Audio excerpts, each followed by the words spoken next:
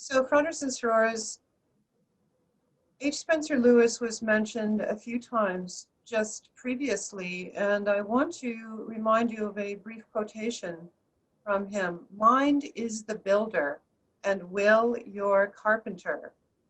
Meaning that, in fact, you imagine and put into manifestation that which you manifest in your mind first, but you must also use willpower and action in order to make it happen. So, for instance, if we look at this beautiful edifice of the Rosicrucian Egyptian Museum in San Jose, California, I want to emphasize that this presentation is not about magical thinking. Magical thinking did not create Rosicrucian Park or countless other manifestations. All require vision, teamwork, effort, and willpower. Julian's presentation about lucid waking was indeed very powerful, and I want to also reiterate a word about conscious choice making because it has bearing on our topic. Today you have a rare opportunity, especially if you have not yet taken up the Rosicrucian studies. You are invited to cross the threshold into a new life by applying the law of manifestation and many of the laws that we study in our organization. There are basically two ways to live our life, consciously and unconsciously. One way means having some degree of mastery and confidence over our life's circumstances, no matter what life offers. The other means being tossed about by the whims of chance, randomness, and even despair. You are the center of your own life. You write the script. You are the master of your own destiny, meaning that you are also responsible for your actions as they affect others and our planet. And at the close of this presentation, we will have a very brief meditation, sending thoughts of healing toward the planet itself. So what is the law of manifestation? On the little right-hand side of the screen here, you will see a photograph that I took when I was in Florence, Italy last year on the sacred tour of Italy with the Rosicrucian order. And you'll see here a manuscript from the 15th century by Leonardo da Vinci. There's a Galileo museum there, and in the basement, they had a wonderful display of Leonardo's manuscripts. And I thought this page was particularly interesting because he was making notations about triangles. And when we talk about manifestation, we are going to talk about the law of the triangle. Manifestation was considered secret knowledge reserved for those initiates who understood and practiced its workings. Common persons revere those who practice this law. Statesmen, leaders, philosophers, artists, business persons. People like Leonardo da Vinci, Benjamin Franklin, Isaac Newton. And I wanted to add some women here: Florence Nightingale, Ruth Bader Ginsburg, and civil rights leaders like Martin Luther King Jr. and John Lewis, as well as business persons like Harvey Spencer Lewis. Perhaps you are thinking that we as individuals don't rank with those famous persons. However, today, we will review the techniques you are already using to manifest your life, and you know what they are. But you will also learn how to fine-tune them to make the improvements you desire. Maybe it also crossed your mind that not all of the people in our list exhibited material wealth, or even an easy time through life, though all were wealthy in a spiritual sense and made things happen to the point where we know their names today. Even the BBC World News consults Bill Gates in talking about what world conditions can we expect after the pandemic, for instance. This is a drawing by George Soper. It's actually a smaller image of a larger picture that he sketched of Florence Nightingale. And this is one of her more famous quotations. how very little can be done under the spirit of fear. And the next presentation by Michael Shilluli is very much about fear and how to overcome our fears. The cosmic intelligence does not support our fears into physical manifestation. That's a very important point. However, we can create the conditions we fear ourselves. For example, illness in the body can be a physical manifestation of mental and emotional states that do indeed affect our biochemistry. And the Grand Master Julie Scott's message earlier is very much about how we can change the programming of our autonomic nervous system in that regard. The body-mind is an entity that can consciously choose and manifest disease or health. It is also a fundamental fact that we are responsible for keeping ourselves healthy by our own actions. Natural law supports healing in the body, wealth in our surroundings, and abundance in our lives. The body is a product of our actions as well as our thoughts. Happiness manifests health. Laughter is essential to well-being. We know about the placebo effect. Many studies have been done in this regard. It's an example of the law of attraction. How we think affects our bodies. Try to visualize health and not disease. I know that's difficult when you're in pain, but there are moments, as Julian suggested, moments that can come to us when we are aware of what some call the higher self, or what we in the order call the master within. That self that is consistent through time, that master within, was the same when you were a newborn, as when you were a child, as an adolescent, an adult, and will be the same when you're an older person. Release beliefs about aging and disease from your consciousness. Focus on health and eternal youth. Instead of thinking the worst, think more positively.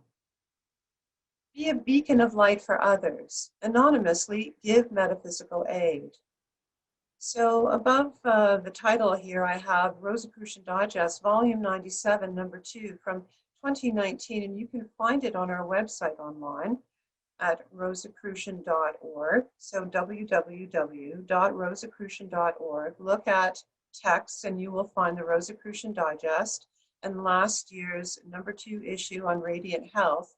And you will scroll down in the table of contents, and you will also see this beautiful blue icon of the blue rose cross against the triangle on the spiritual plane. And this article is all about metaphysical aid and how you can give that healing treatment to others just by turning your thoughts inward. Now, I know in a presentation like this, all of us want to know about how to get more money, manifesting wealth, and usually most people associate that with money. And remember that what we focus on, we attract. To attract more money, focus on wealth and not on lack. Negate envy. The universe is showing you endless possibilities. Anything can be yours if you so choose. Use gratitude daily when paying bills, receiving a service, buying necessities, whenever money is used. If you are capable of paying a bill, instead of resenting the loss, be grateful for your ability to pay. Thank you to the cosmic intelligence for the money. So this brings me to the next point, which is connected, that is about gratitude. Gratitude is the bridge to love, to wealth, to success in all things.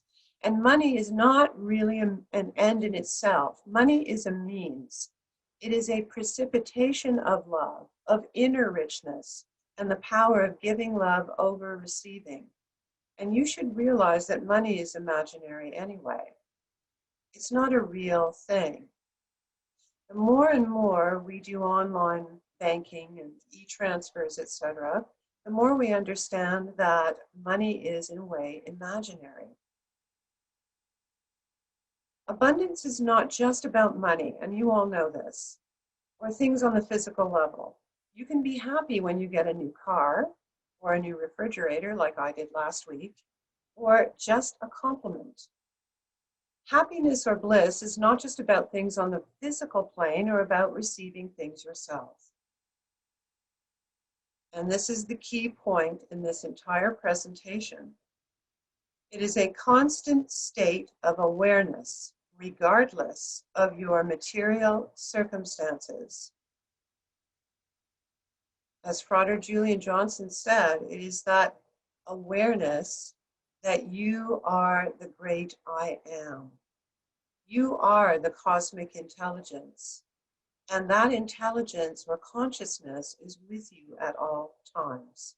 No matter what outward appearances seem to be saying to you. It is the awareness that the universe itself is abundant. We know that it is in constant flux and change, and it flows continuously in all directions and in all generosity. You are at the center of the universe. That universe is centered within you. Now, I know in talking about money and material things, most people may be tuning into this presentation because they want help in manifesting a relationship or improving the relationships that they already have. Let's say that you desire a relationship with someone, a soulmate perhaps. You can indeed use the law of manifestation in this regard. Sometimes what the rational mind chooses isn't necessarily what is best for us, however. It is essential that we work on ourselves. We need to do that first. To have that ideal person manifest for us, we must be worthy companions. We must also untangle unresolved relationships before we can truly move forward. And, you know, there are some people who think they need the insurance of starting a new relationship while they still haven't quite resolved the one that they're in. So it's important to be aware of that. Also, it is a necessity that if there's something unresolved, negative feelings from the past, that we indeed resolve those feelings before we can move on with our lives.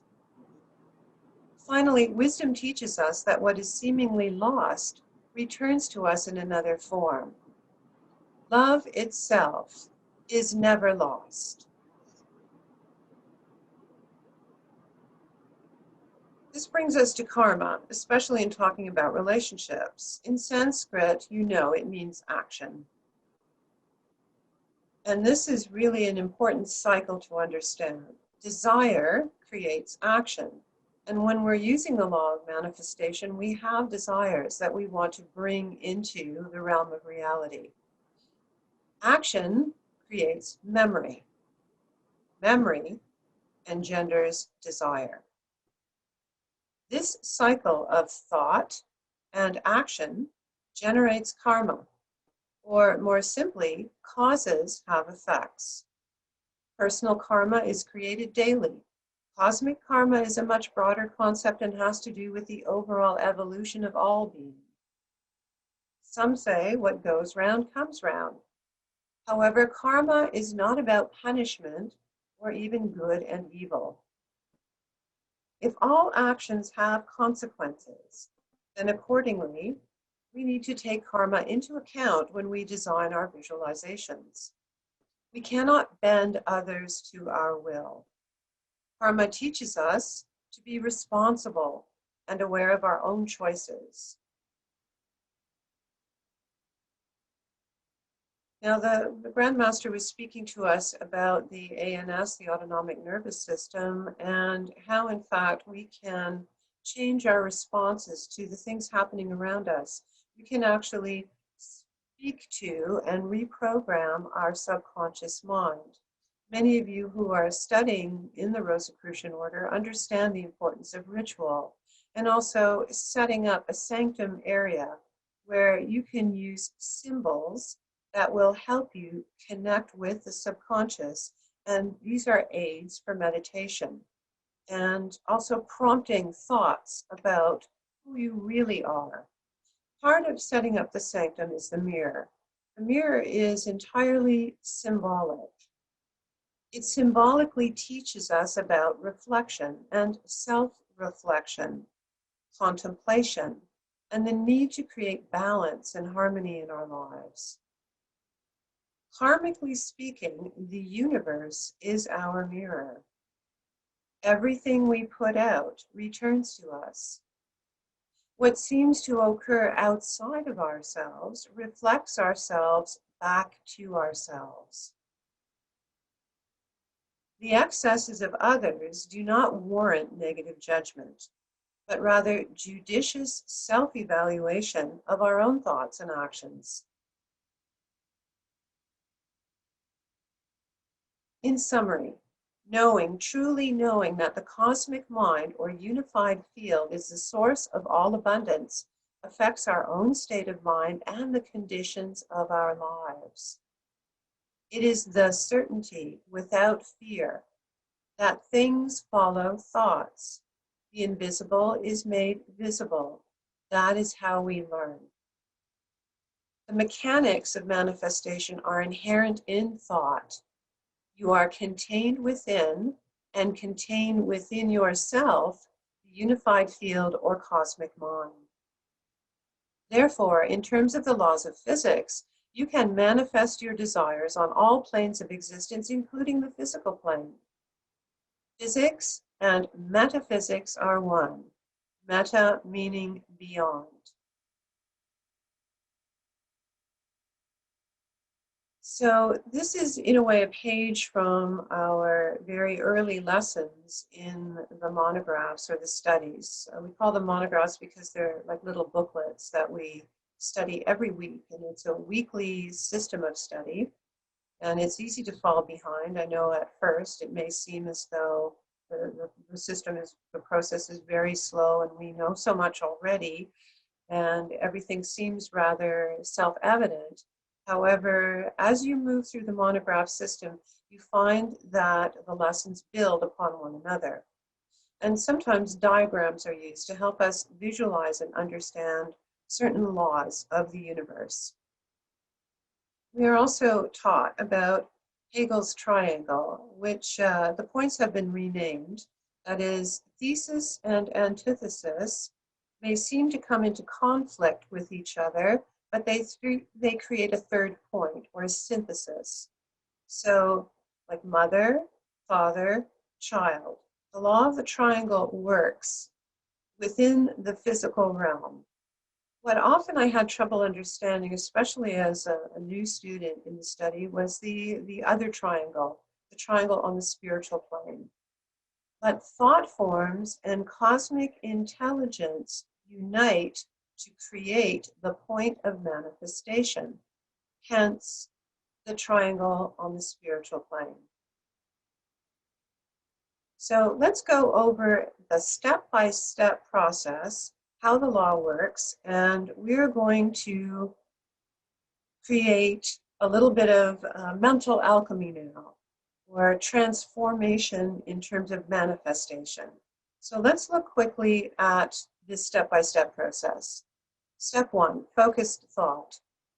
Choose one wish or desire. And as I go through these steps, you can write them down, or you can just mentally go through them with me, and then we'll review them at the end.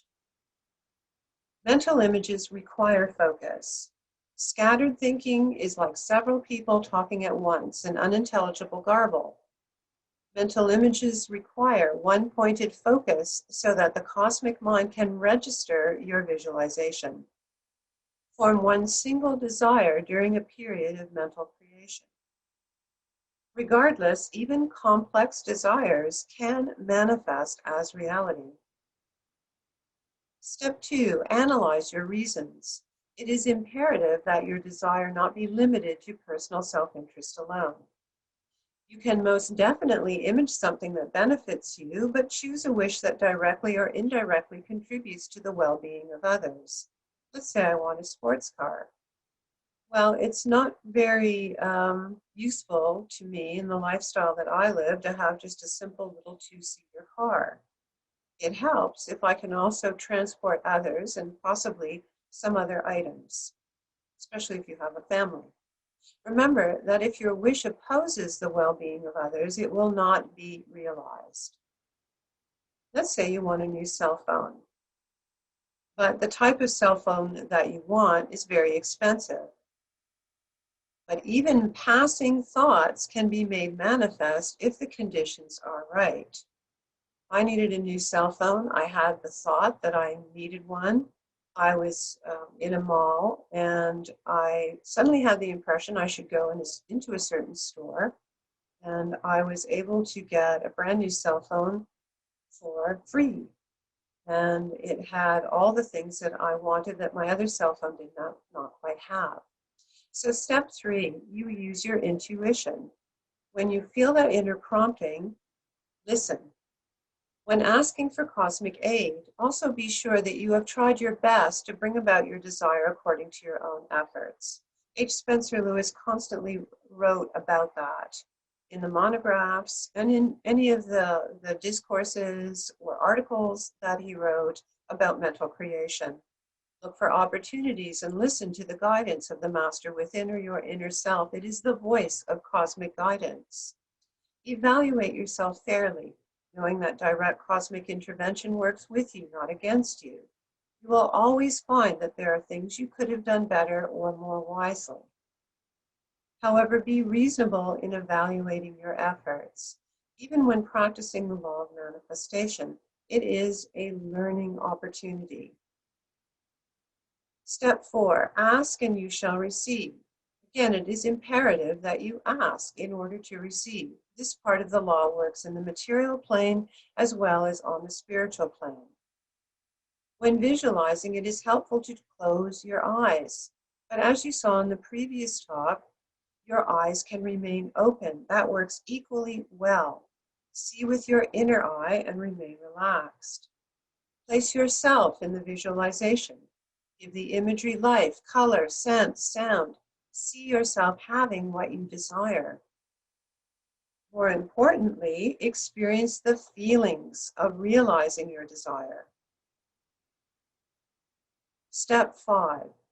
If it pleases the cosmic, it is done.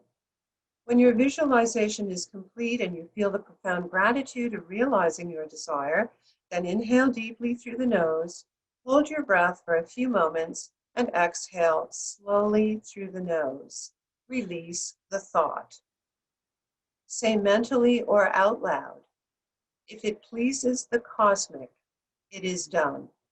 Knowing that cosmic law fulfills natural law, and the laws of science and the universe are in operation, and they work for you. Know with absolute certainty that your desire is on its way to you. It is a vibratory universe, and the cosmic responds to your thoughts and desires. You command the universe. So just a few key points before we then complete our presentation. More than idle daydreaming, visualization is a deliberate or intentional method whereby we effectively work with the creative forces of the cosmic mind to make our dreams reality.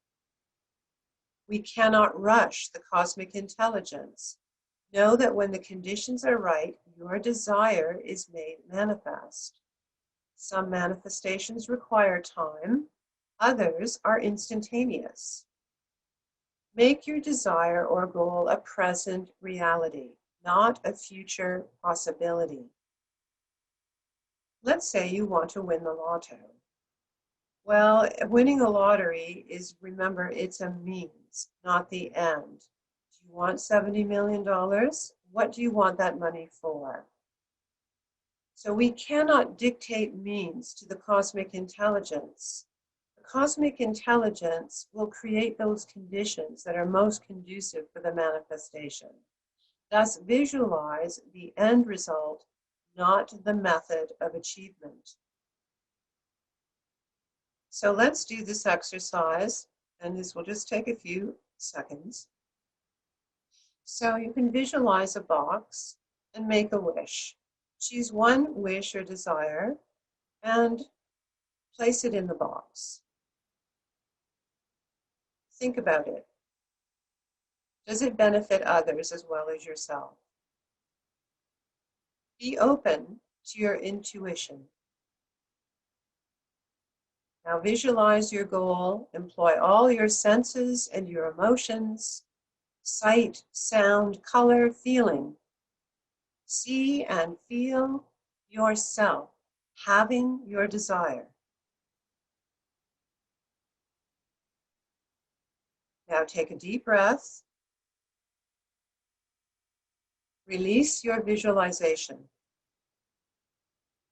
If it be the will of the cosmic, it is done. And we do not want to limit our visualizations. So we can also end by saying, this or something better now manifests for me. This or something better now manifests for me. So mote it be. Just allow it to disappear. Don't dwell on it. Know with certainty that it's on its way to you.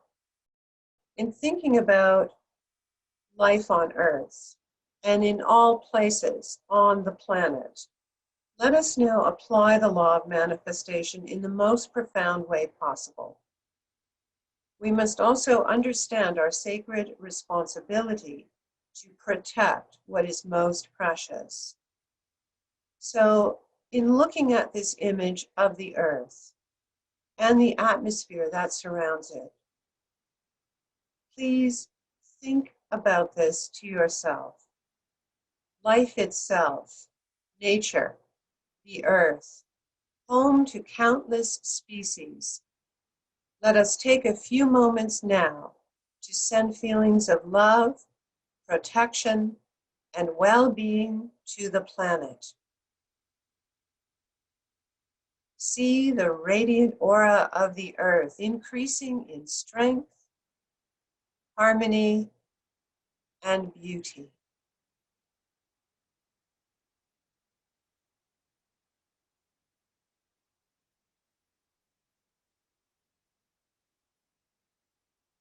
Now take a deep breath.